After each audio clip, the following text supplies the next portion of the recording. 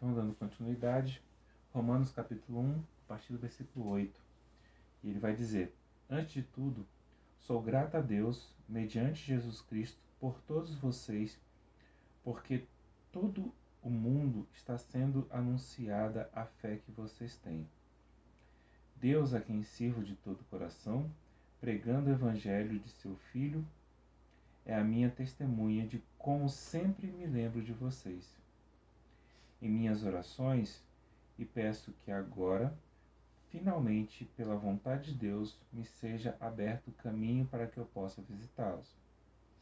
Anseio vê-los, a fim de compartilhar com vocês algum dom espiritual para fortalecê-los.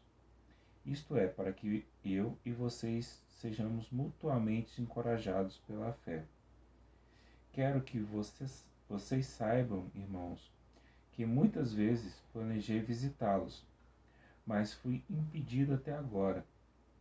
Meu propósito é colher algum fruto entre vocês, assim como tenho colhido entre os demais gentios.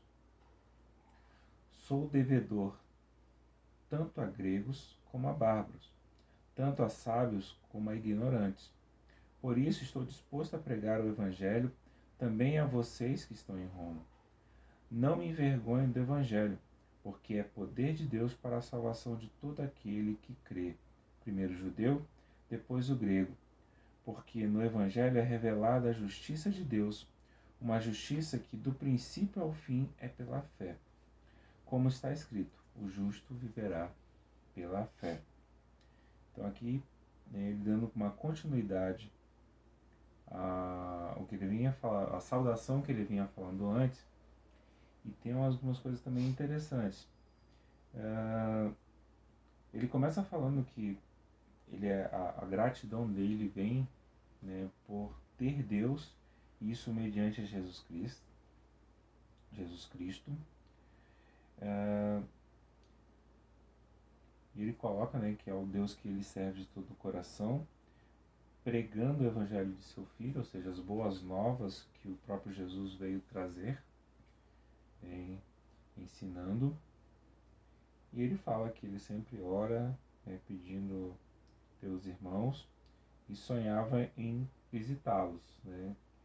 E por mais que ele tentasse, nesse momento ele não tinha conseguido visitar a igreja em Roma, até por muitas questões que ele mesmo estava passando, como perseguição, por estar preso algumas vezes e tudo. E Roma, né, a capital ali do Império Romano, era o primeiro onde tinha principalmente as autoridades judaicas, era o primeiro lugar onde possivelmente ele seria muito perseguido, né? Por mais que ali existisse muito, era de maioria gentia, né? Pessoas que não faziam parte da religião judaica. Mas com certeza ele era muito perseguido e por muitas vezes ele tentou ir e não conseguiu, possivelmente por causa dessa grande perseguição que havia contra ele. Mas é interessante quando ele coloca no versículo 14: sou devedor, tanto a gregos como a bárbaros, tanto a sábios como a ignorantes. Esse termo devedor é uma coisa que chama um pouco a atenção, porque ele se colocava tão à disposição de Deus que pregar o evangelho para ele não era só um momento de privilégio ou de prazer, mas de uma obrigação que ele tinha internamente. E por isso ele fala: sou devedor disso, né, de poder pregar para todos, não importa se é grego, né, se faz parte daquela cultura, né, grega ali que estava sendo trazida pelo Império Romano às nações, né, que estavam debaixo da autoridade do Império Romano, como a bárbaros, que eram pessoas que estavam contra essa cultura. E também tanto a sábios como a ignorantes, ou seja, tanto aqueles que tinham grande conhecimento, como também aqueles que não tinham conhecimento algum, né, mostrando que para ele, né, e como deve ser, não há acepção de nenhuma pessoa, né? Não é só porque você falar a pessoas cultas te coloca em destaque, mas o fato de você também falar com pessoas leigas e que elas possam entender o Evangelho, e isso vai produzir frutos. É o que ele coloca, né, que ele fala um pouquinho antes sobre isso, né? Como ele gostaria muito que produzisse frutos naquele meio. Tem uma coisa interessante também sobre o versículo 11, que diz: anseio vê-los a fim de compartilhar com vocês algum dom espiritual. Então, com certeza, Paulo, né, ele começou a vivenciar muitos dons, né, ou seja, o Espírito Santo usando ele para várias coisas. E ele queria compartilhar isso com os irmãos, né? Então, a ação do Espírito Santo sendo compartilhada, né, com a necessidade daquela igreja. Né? Isso é importante, como ele coloca isso de forma bem visível ali. E o versículo que eu acho assim, os versículos mais chaves, né, são os finais, diz que não me envergonho do Evangelho, porque é o poder de Deus para a salvação de todo aquele que crê. Então, a salvação vem pelo crer no Evangelho. Primeiro do judeu e depois do grego.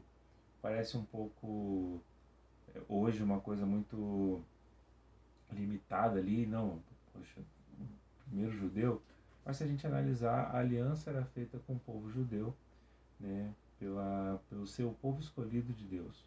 Mas não se limitou, né, e não se limita a só o povo judeu.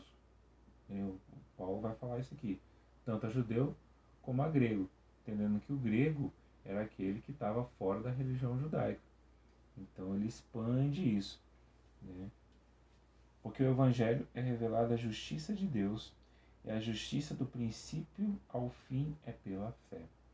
Então, para que a justiça de Deus possa ser válida, é necessário a fé. Sem fé, por isso que ele vai repetir algumas vezes que sem fé é impossível agradar a Deus, que nós vivemos pela fé. Né? Como ele vai afirmar isso, né, de um texto já escrito no Antigo Testamento, que é: o justo viverá pela fé, que está lá em, se não me engano, em Abacuque 2,4. Então ele tem essa referência, né, como ele era muito culto na religião judaica, ele traz isso, demonstrando isso para aquele povo, né, no caso aqui para a igreja em Roma. Então tem coisas bem interessantes aqui, e principalmente o fato da salvação e sendo expandida não só para o judeu, mas agora também para o grego. E quando ele fala grego, ele está colocando todos aqueles que não fazem parte da religião, não só especificamente para o grego, mas todas aquelas nações, e que se estende para nós hoje. Eu ia te perguntar isso agora. Uhum. Pedir para explicar um pouco sobre isso, quando fala sobre gregos e judeus, né? Uhum. Porque... Aonde o restante do povo se encaixa, né? Uhum. Foi no que você já explicou, né? Agora. É interessante observar, porque o que acontece?